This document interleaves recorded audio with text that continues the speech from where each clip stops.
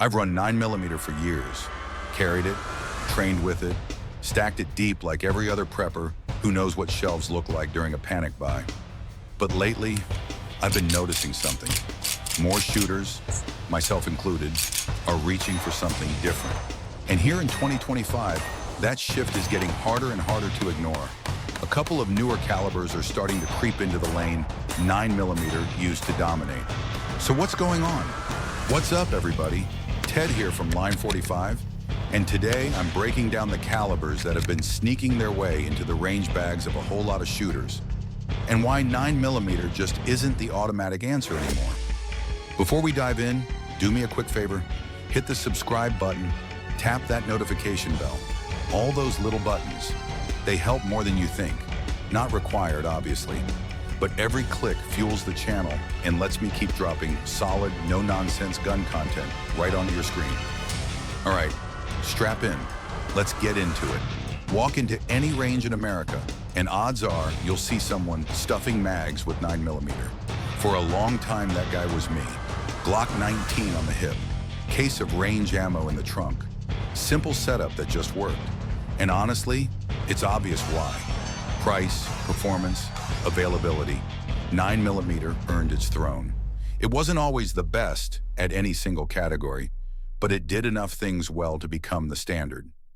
Back in the 80s, NATO locked it in as the military norm, and that trickled down into law enforcement.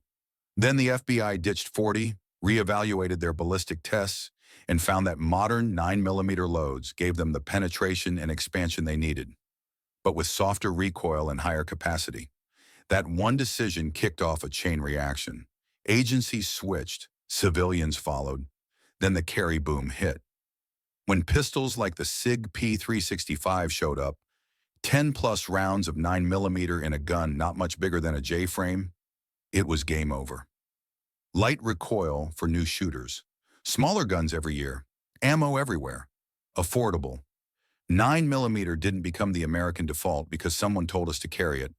It became the default because it made sense. But now, shooters are stepping back, looking around, asking the question, what else is out there? And that's where this shift starts. 30 Super Carry. Ever run a magazine through a Shield Plus chambered in 30 Super Carry?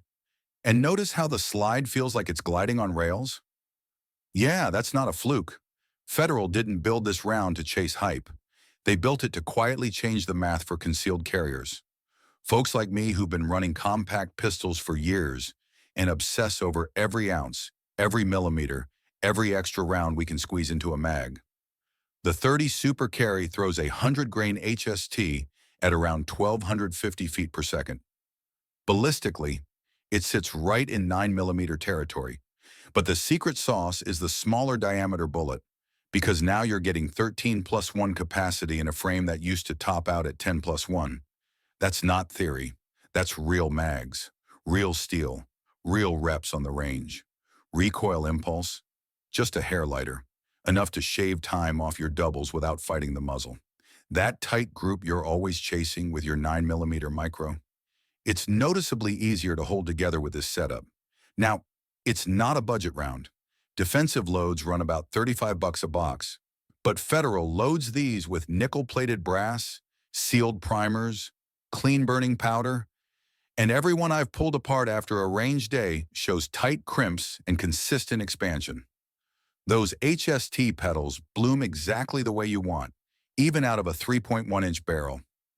30 Super Carry isn't trying to dethrone 9mm across the board. It's carving out a lane for shooters who want more rounds without going bigger on the gun. And if you think that's a small detail, ask anyone who carries appendix and knows the comfort difference between 10 rounds and 13. All right, time to crank up the heat. Let's move into something a little spicier. A round that rewrites the rules at speed. 5.7 by 28. The first time I picked up an FN 5.7, it felt less like a handgun and more like somebody hid a lightweight carbine inside a polymer frame. That's the magic of 5.7 by 28. It doesn't try to outmuscle 9mm. It outsmarts it. Light recoil, long reach, high capacity, and a shooting experience that feels almost unfair. This little bottleneck cartridge runs a 40-grain projectile, about 0.224 diameter, screaming around 2,300 feet per second out of a 5-inch barrel. Flat shooting doesn't even cover it.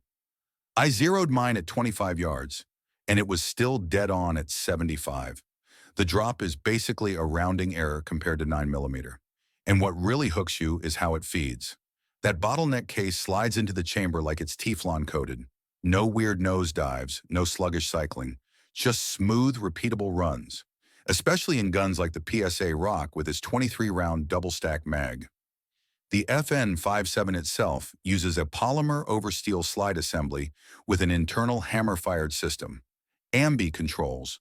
Slide rides a little higher than your typical striker gun, but that muzzle just stays pinned during follow-ups. Ruger's take on the platform?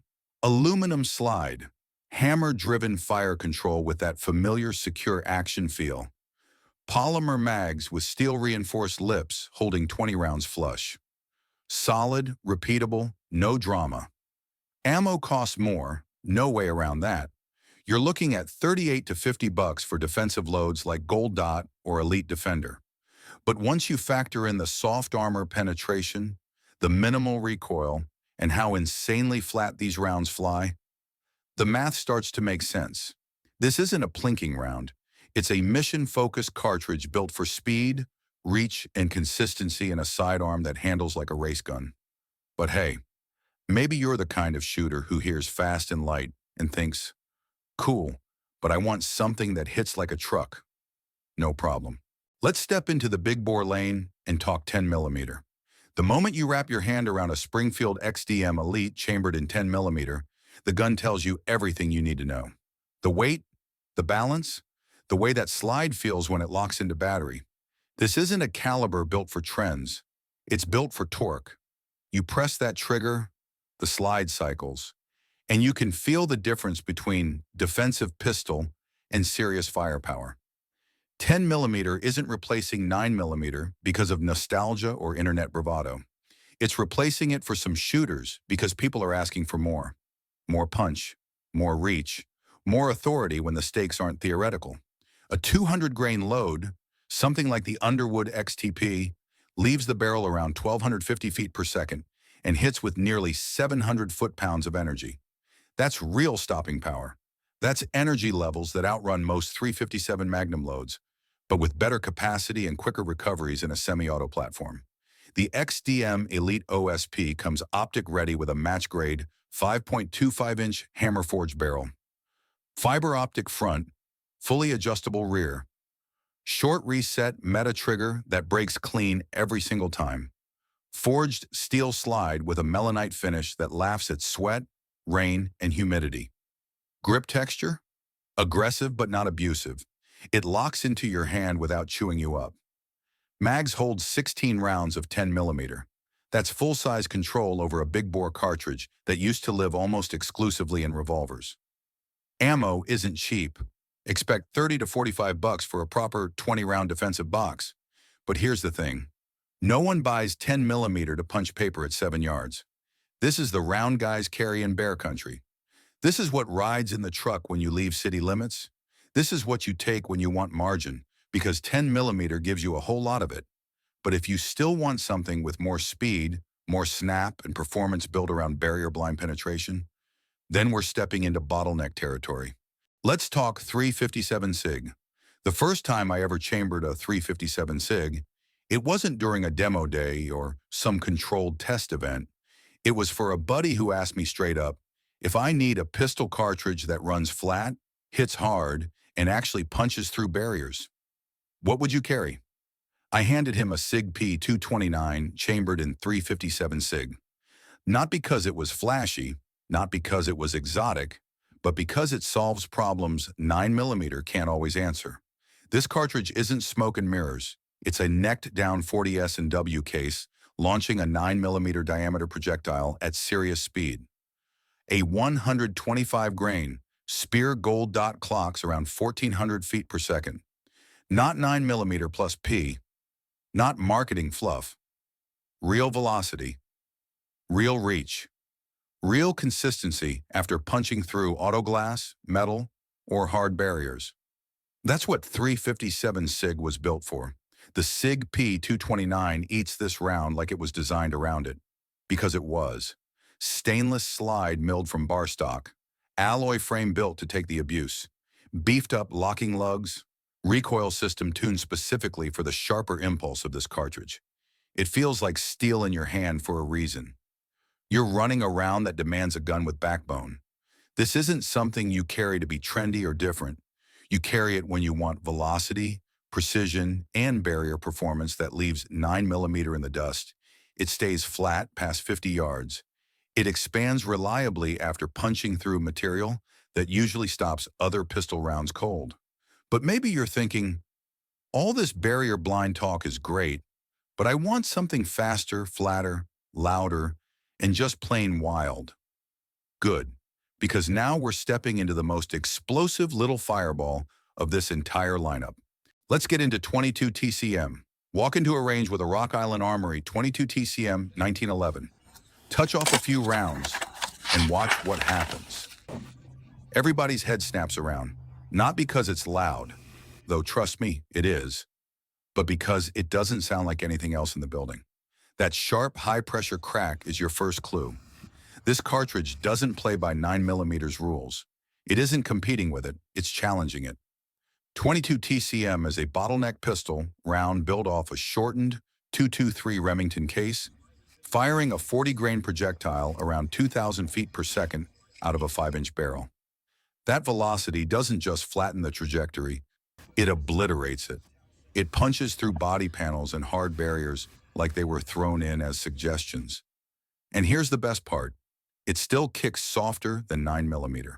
Yeah, you read that right. Magnum level speed, race gun levels of recoil control.